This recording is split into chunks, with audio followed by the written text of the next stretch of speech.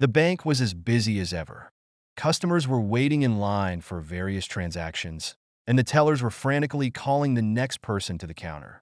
The cool air from the air conditioning kept the scorching summer heat at bay, but the atmosphere inside was thick with impatience and stress.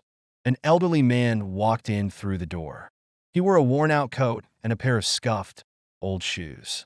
His hair was white, and his shoulders slightly hunched.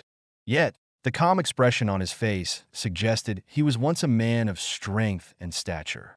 In his hand, he held a notebook that had clearly been folded and opened countless times over the years. Unfazed by the chaos around him, the man slowly made his way to the end of the line. The other customers paid him little attention. Some were engrossed in their phones, while others silently prayed for their turn to come quickly. One of the tellers, a young man known for his meticulous nature and sharp appearance, noticed the elderly man and immediately frowned. The teller's eyes swept over the man's shabby attire, and a slight sneer appeared on his face. To him, the old man was just another insignificant customer, likely here to deposit a few measly dollars. While waiting in line, the elderly man opened his notebook and checked something inside. The teller saw this and rolled his eyes in irritation. "Sir," he called out impatiently, "please prepare your materials so we can complete your transaction quickly. Everyone here is waiting, you know." The old man looked up and offered a gentle smile. "Of course, young man," he said, his voice calm and measured. But this composed response only seemed to further annoy the teller. "Be quick about it," the teller muttered as he shuffled some papers on his desk. Finally, it was the elderly man's turn. He shuffled slowly to the counter.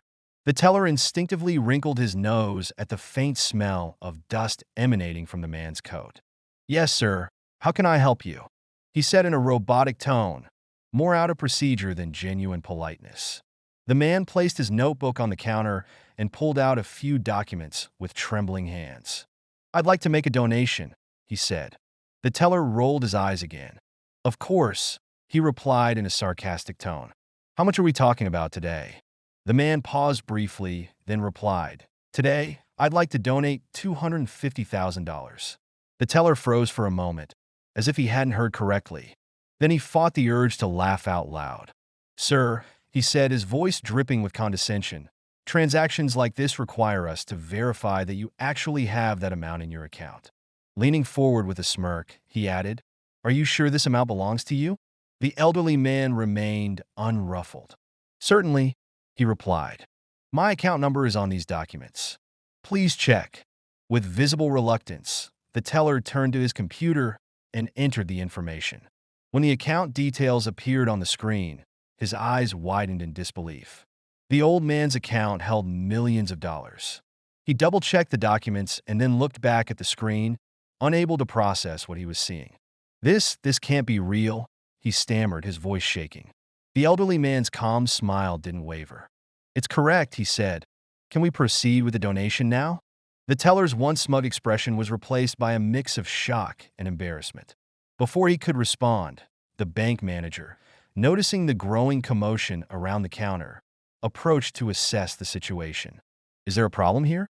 the manager asked, looking between the elderly man and the now flustered teller.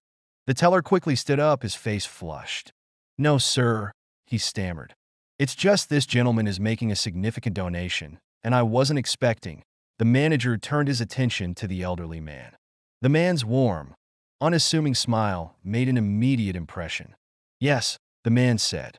"I'm here to make a contribution to the local charities in this city. It's something I've been doing for years." The manager's interest was piqued.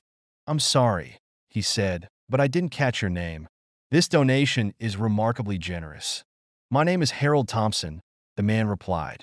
Recognition dawned on the manager's face. He began, "You're one of the city's biggest philanthropists. I've seen your name in numerous annual reports, but I've never had the pleasure of meeting you." The entire bank was now abuzz with whispers. Harold Thompson was not just another customer. He was a silent hero who had been supporting countless causes in the city for years. The manager shook Harold's hand firmly and thanked him profusely. Meanwhile, the young teller stood awkwardly to the side, his earlier arrogance replaced by a deep sense of regret. That day, everyone in the bank learned an important lesson about humility and kindness. The young teller personally apologized to Harold for his behavior and admitted how wrong he had been to judge him by his appearance. Harold, ever gracious, accepted the apology with a kind smile. Sometimes, he said, a person's outward appearance doesn't tell the whole story of who they are. It's always better to approach others with an open mind.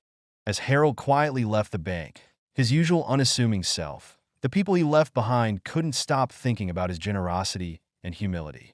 For the young teller, Harold's parting words lingered. Sometimes, a person's outward appearance doesn't tell the whole story.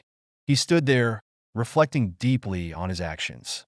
Every day, he interacted with countless customers, but he realized how often he judged them based on superficial details. If he could underestimate someone like Harold Thompson, what other stories and struggles had he overlooked? The teller vowed to do better. From that day forward, he promised himself to treat every customer with respect, not as a mere account number or a first impression, but as a human being with a unique story. Harold's legacy wasn't just in the donations he made, but also in the lessons he imparted to those who crossed his path. Enjoyed the story? Don't keep it to yourself. Share it with a friend. Hit that like button and subscribe for more heartwarming tales. Let's spread the inspiration together.